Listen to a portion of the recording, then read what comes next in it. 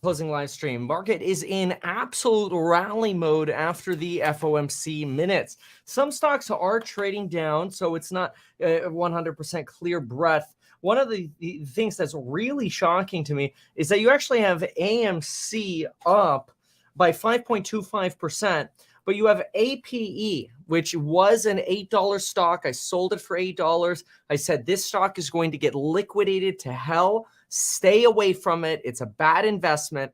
I got a lot of hate for saying that because we knew what it was established for. Liquidity would go down, it would get destroyed. This thing is down to $1.18 from $8. It's down 6% today while AMC is rallying. To me, this is actually a sign that you probably have AMC selling some of these to pick up some more debt pay down. Especially since generally they move in conjunction, not in almost complete opposites here. So a little bit strange here. Carvana up 19%. We're getting that real risk on move here. Open Door up 17%. Redfin 6%. You know, home sales actually came in a little bit higher. New home sales came in a little bit higher numerically. I think this number personally is a little bit misleading, and I'll dive into that a little bit more later. But let me give you a short preview.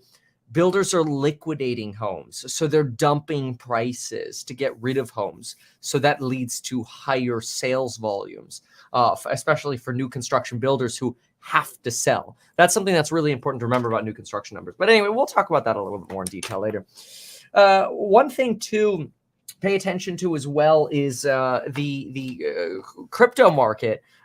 What's interesting here is you got BTC at last I checked 16.4, sitting at 16.5 right now, also moving up a little bit.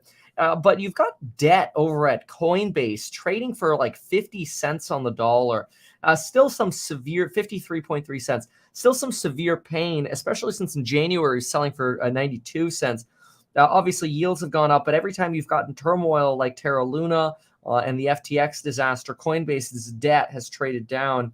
And it's a little bit of a sign that the market is just extremely uncertain about the future of crypto. How defensible is crypto actually in an institutional portfolio? These are things that are yet to be determined, right?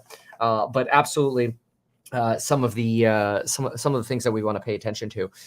So obviously here, phenomenal rally on Tesla, just continuing what we saw this morning. This morning, I posted a video talking about some of the bullish elements that we were seeing for Tesla. Obviously, this is a stock that's hella oversold.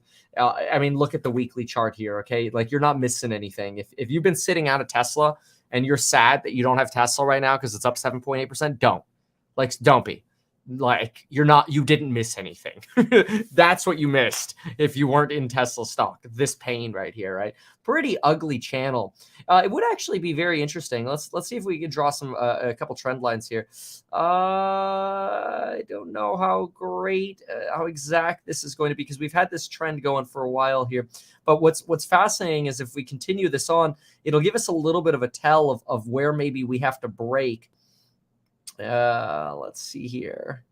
Yeah, so we kind of continue this trend. If we could break out of this channel that we have right here, oh man, that would be pretty bullish. This channel that I just made, if I adjusted a tiny bit here, this is probably looking like oh wow, we'd have to be above 250 again to really break out of this. Previous high sitting around 300 here. So you've got some work to do, Tesla. Very interesting that SoFi is being left behind on this rally here. This is obviously, you know, your classic financial here, left behind, only up 0.75%.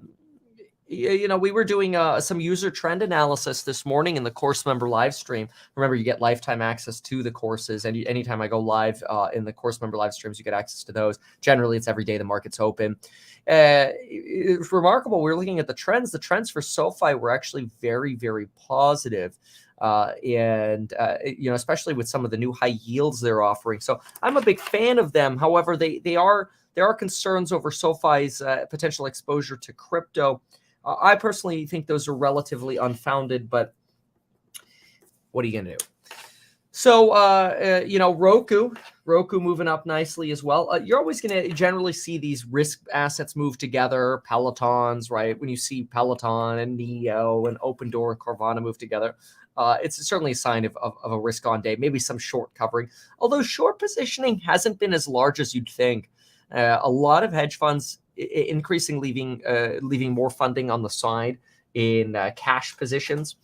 And that increase in cash is actually something that is looked at as quite bullish, because that increase in cash, when cash becomes trash again, which it will actually become quite, I think, quite a tailwind for the market, and be quite optimistic.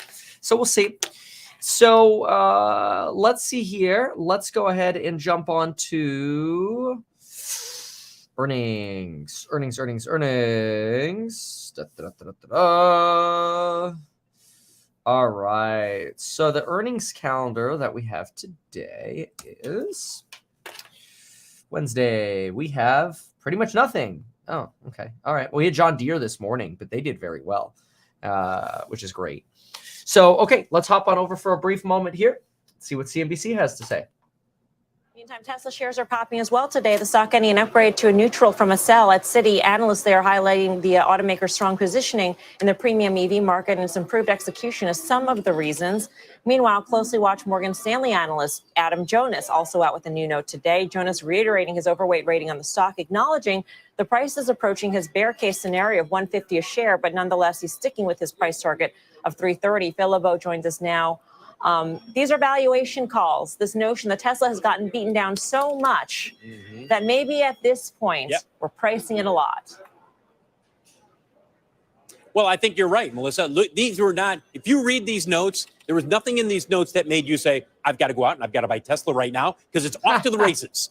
This truly was, both of these were notes saying, look, they're so beaten up. You got to remember the fundamentals here in terms of where Tesla is positioned within the EV market. And then the other question becomes, Melissa, if you're an investor right now with Tesla, where is the next possible catalyst? You can look to next week when the company is expected to deliver the first Tesla semi-truck. That's supposed to happen on December 1st. That delivery in and of itself is not huge.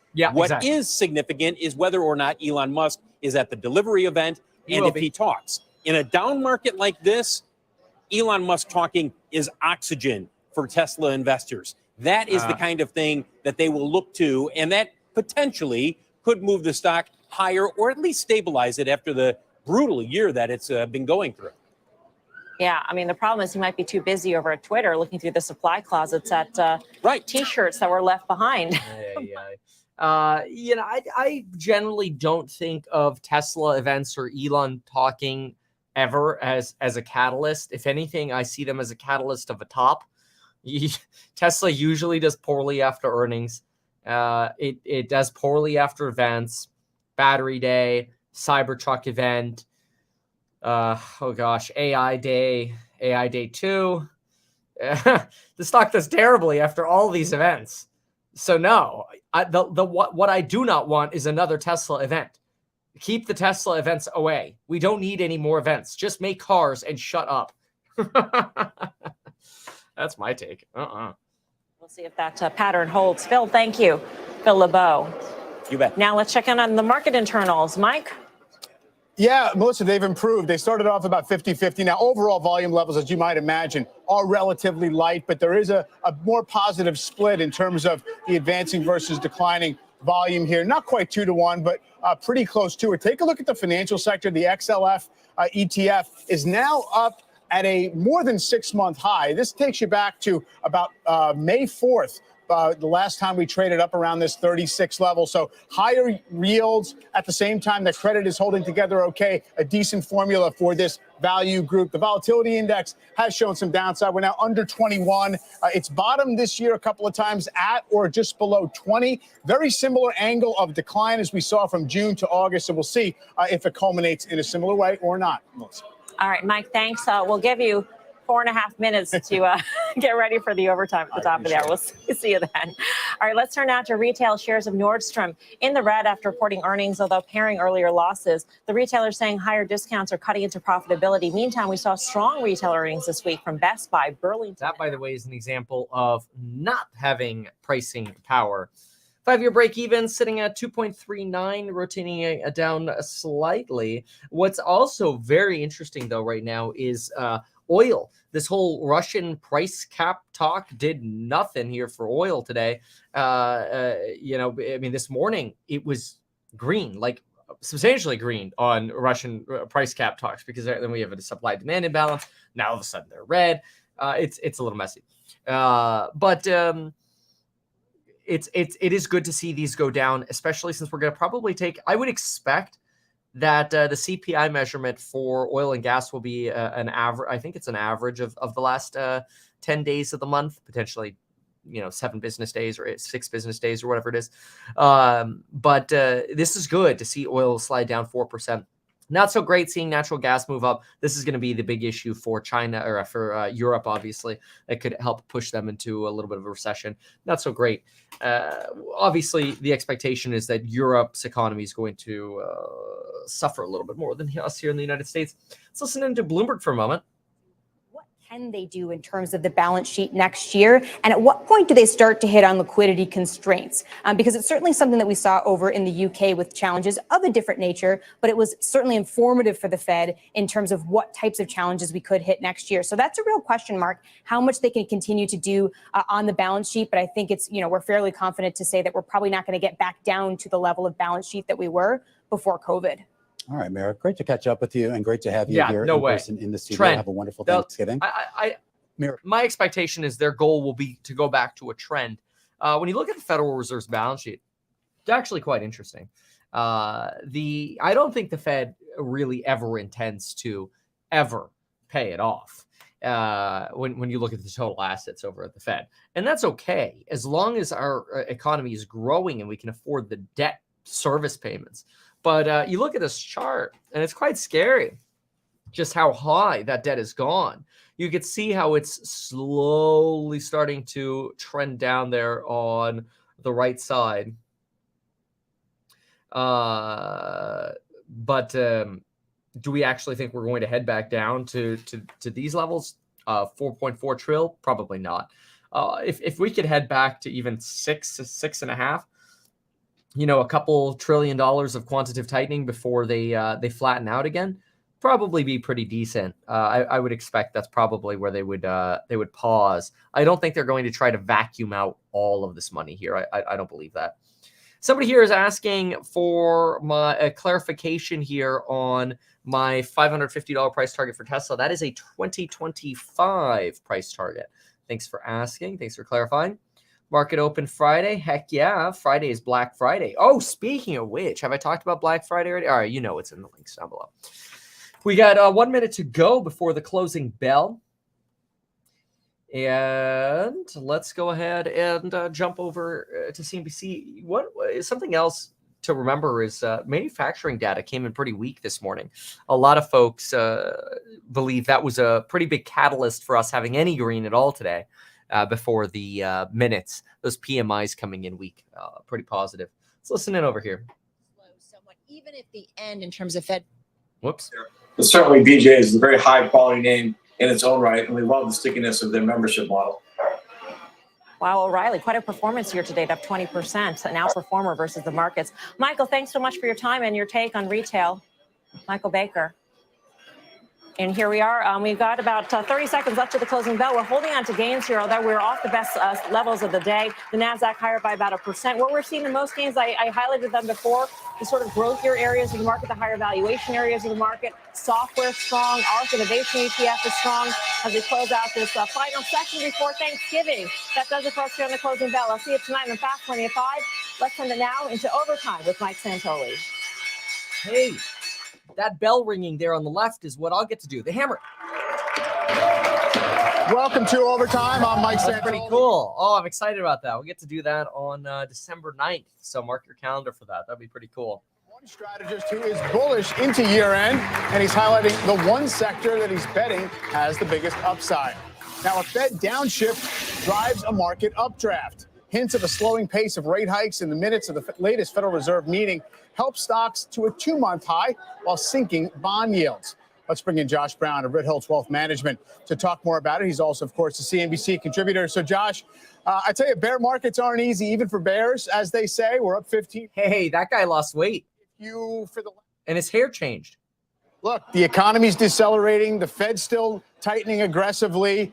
We still don't know exactly what the effect on earnings are going to be. Who knows? Maybe crypto's going to blow up. There's been no net downside in the S&P for 6 months. So how do you read that? Is that a selling opportunity or just the way it goes? Well, I think the new lows are still occurring, but they're occurring mostly in stocks that are not even in the indices. So they're occurring in the growth stocks that were never profitable. A lot of those stocks this summer were down 50%. The market has been able to recover, but those stocks are now down 70 and 80%. A really good poster child for what I'm talking about is SoFi. This is a company where the momentum has been horrible the entire time, regardless of market bounces. They're getting absolutely no relief from the headlines. Now we have to worry about them in terms of crypto. Then we hear about a student loan repayment moratorium. It's like one thing after another after another. There are a lot of stocks like that. On a day like today, though, they're getting these bounces, and I think that's because of what you were talking about. The idea that the Fed is way closer to being done than maybe we thought 2 or 3 weeks ago, and the data would give them that cover. So it's what I call an inside-out day. You have the hardest hit stocks up the most. I see DocuSign bubbling up, for example. And then what's taking a break? Staples are flat to down, and energy is pretty much all red. So that is all counter trend stuff. And I don't know that that's the bet that you want to make going forward, even if this could last for another week or two. Yeah, that's the other thing, is the potential that maybe this does just last, leading up to CPI or to CPI. And then it's all going to come down to CPI. Is CPI going to come in high or low? If it comes in, high, we're screwed. We don't want to be screwed. But anything's going to be possible. We got jobs, CPI, both reports coming up beginning in December. And then right after that, what happens? Fed meeting on the 15th. And then hopefully we get a Santa Claus rally. Only about 24 trading days left. And I pulled up this article here. I thought this was interesting. This is the Bloomberg, sort of your mainstream media distillation of that line that I mentioned in the minutes, where I discussed the Fed suggesting that a recession was equally likely to not. And Bloomberg is translating this to seeing the chances of a recession at 50%. Kind of suggesting that the baseline is 50% there. So I think that's very interesting. This is the quote. It's the same quote that I tweeted about and made videos about. Let's see here. That's the lead-in quote. Here's the baseline quote. And so what do they say about it? The influential staff at the Fed's Board of Governors plays an important role in monetary decisions. Economists surveyed by Bloomberg this month saw a 65% chance of recession. In contrast, at the meeting, the FOMC elected. Okay, that's actually, I guess they're just now writing the article. All right, well, never mind then. Not much more detail there. I was hoping they'd give a little bit more perspective, because I personally found that to be very interesting. So let's see here. Yeah, keep in mind, when I post multiple videos in a day, the notifications don't go out. If you aren't getting notifications, make sure you download the Meet Kevin app. MEETKEVIN. Download those in your app store, either Android or Apple. It's totally free, and you will be able to opt in if you want to notifications, so that way you don't miss a single one. All right, let's hop back on over for a moment, see what we got going into Thanksgiving here. The underlying economy is not falling apart underneath it, right? I mean, because the Why Fed's are they usually easing? cutting in the early part of the downturn, right? And so that's the tricky part now, is figuring out what lagged effects are yet to come, and what it means for earnings in 2023. Michael, to me, that what you just said is the number one question right now. I put this on my Mastodon account this morning. Yes, I am a member of FinTusk. And what I basically did was I took a chart from the Journal that showed the start of the rate hike versus the start of the historical bear market. And this is a really weird one. If you look at the top for the S&P this year, it happened the first day of the year in January. We didn't get the first rate hike until March. So we were already heading into a bear market before that rate hike.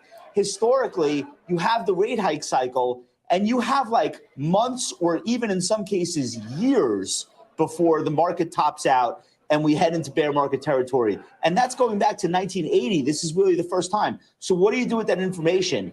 Maybe you try to be optimistic and say, for once, the stock market started to sniff out both the rate hike cycle's beginning and end, and maybe we've done a lot of the work in advance, getting rid of some of that excess and getting down to a more reasonable valuation. That's like maybe the silver lining that we can take away from this.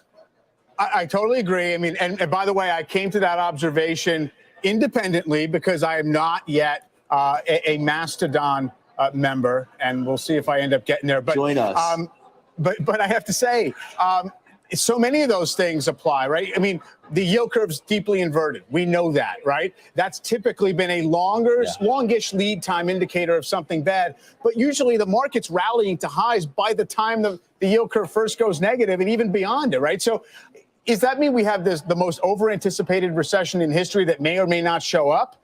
Or, are we coming from too high a valuation peak to have these cadences match up? I guess that's the big issue.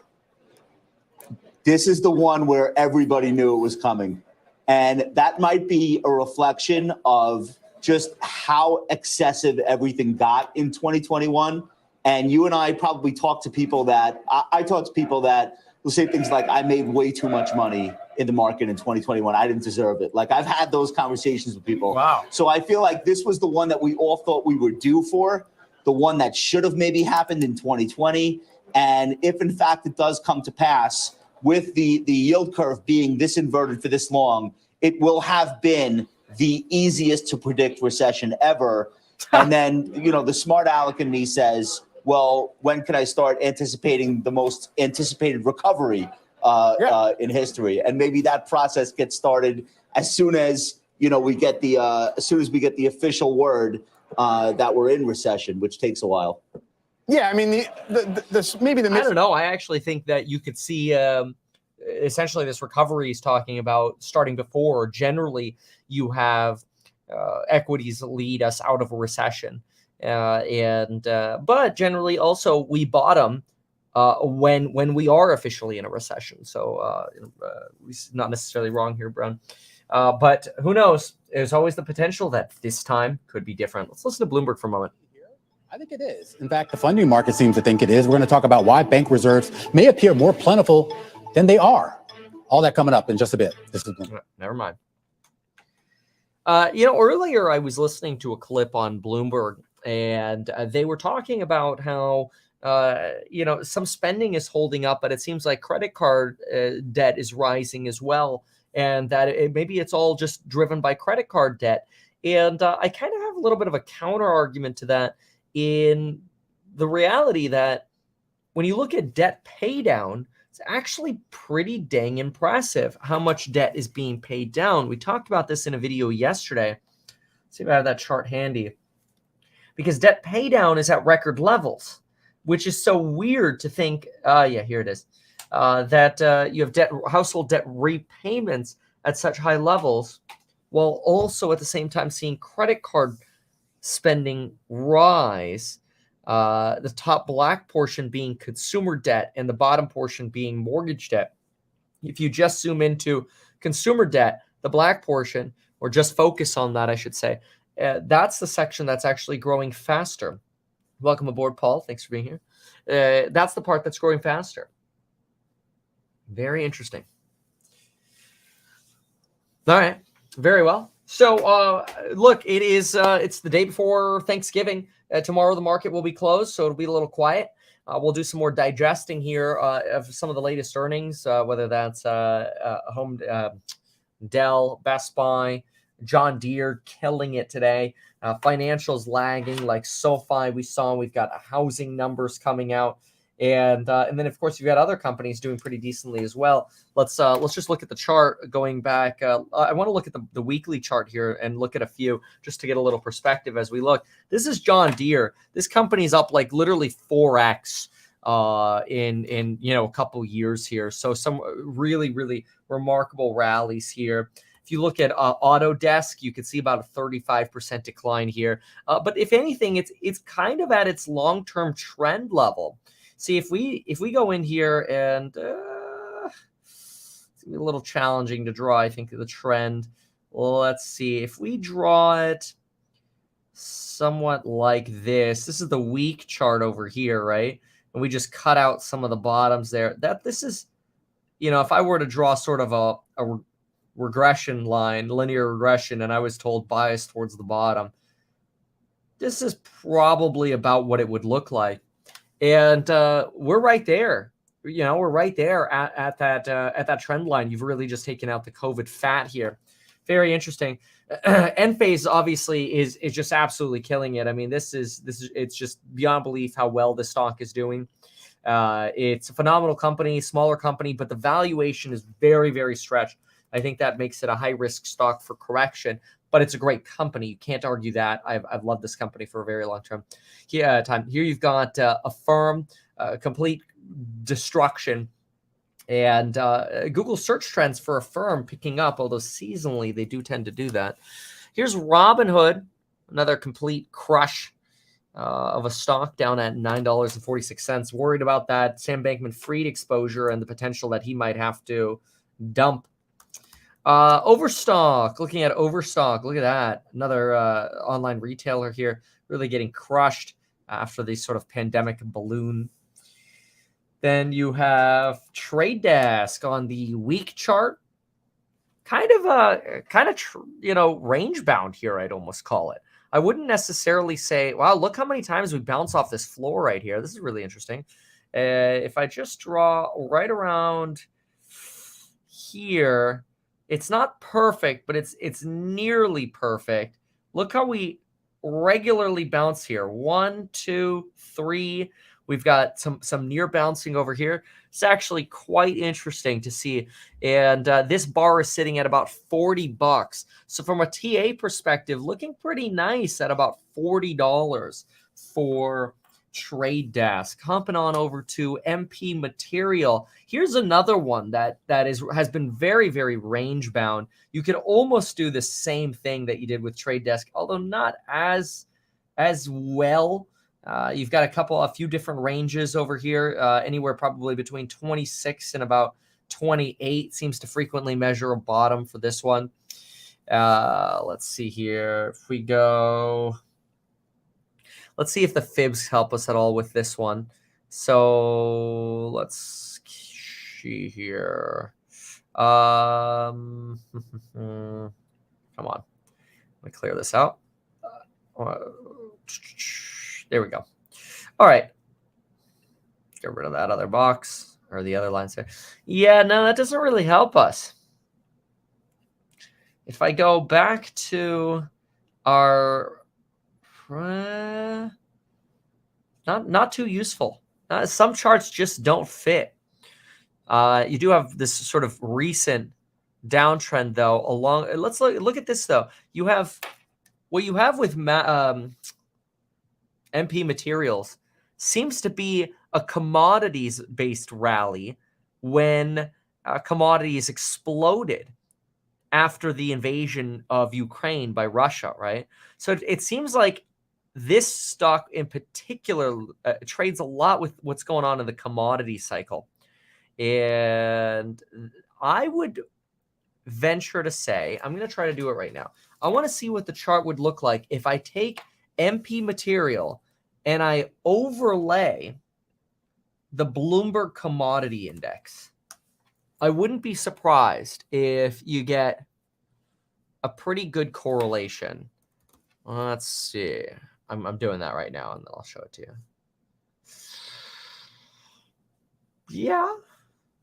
Yeah. Okay. Let's see here. And what if I do this? Okay.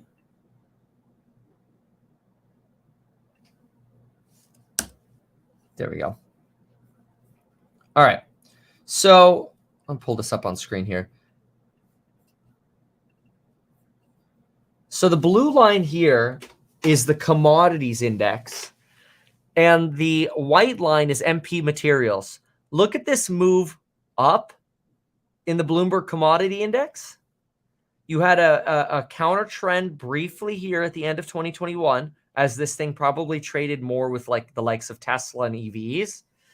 But it really seems to align heavily with the commodities index, although it led the commodities index in falling once and aligned with the COM index, and then roughly aligns over here. It essentially trades as a commodity, which you would expect. I mean, rare earth materials. TLT broke out of its downtrend. That makes sense. Let's take a look at that. TLT. Yeah, wow. So here's your Michael Burry short. Michael Burry's been shorting the 20-year. At least he was last year. I don't know if he still is now or what his position is in it. But it does make you always wonder, though, is it just going to be another one of these sort of little bear market rallies, right, that we've been getting? Let's do a couple more here. Let's look at Polestar. Polestar 787. Nice little explosion here recently. Look at that. Went down to $4. Good little move to the upside. Lulu. How's Lulu been doing on the week basis here? Also somewhat range bound. If I draw, yeah, this is a tough one to draw.